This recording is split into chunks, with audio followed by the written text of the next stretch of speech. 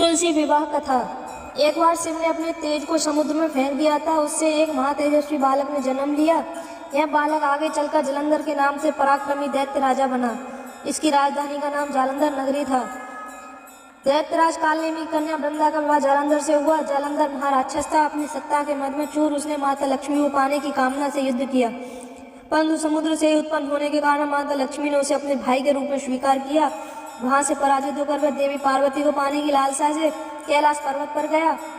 भगवान देवादिदेव शिव का ही रूप धरकर माता पार्वती के समीप गया, परंतु मां ने अपने योग बल से उसे तुरंत पहचान लिया तथा वहां से अंतर ध्यान हो गई। देवी पार्वती ने क्रुद्ध होकर सारा वृतांत भगवान विष्णु को सुनाया। जालंधर की पत्नी वृंदा अत्यंत पतिव्रता स्त्री थी। उसी के पतिव्रत धन की शक्ति से जालंधर ना तो मारा जाता था और ना ही पराजित होता था।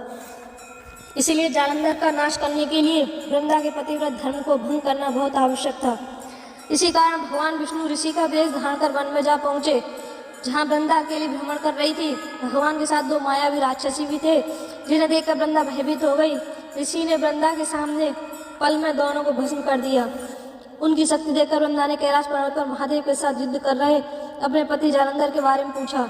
ऋषि ने अपने माया जाल से दो बानर प्रकट किए। एक बानर के हाथ में जालंधर का सिर था तथा दूसरे के हाथ में धड़। अपने पति की यह दशा देखकर वृंदा मूर्छित होकर गिर पड़ी। होश में आने पर उन्होंने ऋषि रूपी भगवान से विनती की कि वह उसके पति को जीवित करें। भगवान ने अपनी माया से पुनः जालंधर का सिर धड़ से जोड़ दिया, परंतु स्वयं भी वह उसी शरीर में प्रवेश कर गए। वृंदा को इस छल का तनिक भी आभास न हुआ।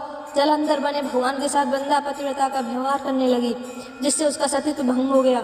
ऐसा होते ही वृंदा का पति जालंधर युद्ध में हार गया। इस सारी लीला का जब वृंदा को पता चला तो उसने क्रुद्ध होकर भगवान विष्णु को हृदयहीन शिला होने का श्राप दे दिया।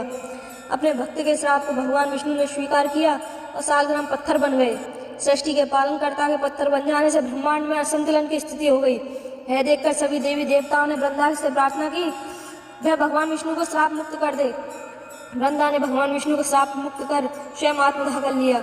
जहाँ वृंदा भस्म हुई वहाँ तुलसी का पौधा होगा। भगवान विष्णु ने वृंदा से कहा, हे वृंदा, तुम अपने सतीत्व के कारण मुझे लक्ष्मी से भी अधिक प्रिय हो गई हो। अब तुम तुलसी के रूप में सदा मेरे साथ रहोगी। तब से हर साल कार्तिक महीने के देव उठावनी एकादशी का दिन तुलसी विवाह के रूप में मनाया जाता है। जो मनुष्य भी मेरे सालग्राम रूप के साथ तुलसी का विवाह करेगा उसे इस लोक और परलोक में विपुल यश प्राप्त होगा। उसी दैत्य जालंधर की भूमि जालंधर नाम से विख्यात है। सती वृंदा का मंदिर मोहल्ला कोट किशनचंद में स्थित है। कहते हैं कि इस स्थान पर एक प्राचीन गुफा भी थी जो सीधे हरिद्वार तक जाती थी। सच्चे मन से 40 दिन तक सती वृंदा देवी के मंदिर में पूजा करने से सभी मनोरथ पूर्ण होते हैं। जिस घर में तुलसी होती है वहाँ यम के दूत भी समय नहीं जा सकते। मृत्यु के समय जिसके प्राण मंदिर रहे तुलसी और गंगा जल मुख में रखकर निकल जाते हैं, वह पापों से मुक्त होकर वैकुंठ धाम को प्राप्त होता है। जो मनुष्य तुलसी व आंवलों की छाया में अपने पितरों का श्राद्ध करता है उसके पितर मोक्ष को प्राप्त हो जाते हैं। श्री राधे। श्री कृष्ण गोविंद हरे मुरारी, हे नाथ नारायण वासुदेवाय। श्री कृष्ण गोविंद हरे मुरारी, हे नाथ नारायण वासुदेवाय। श्री कृष्ण गोविंद हरे मुरारी, हे नाथ नारायण वासुदेवाय।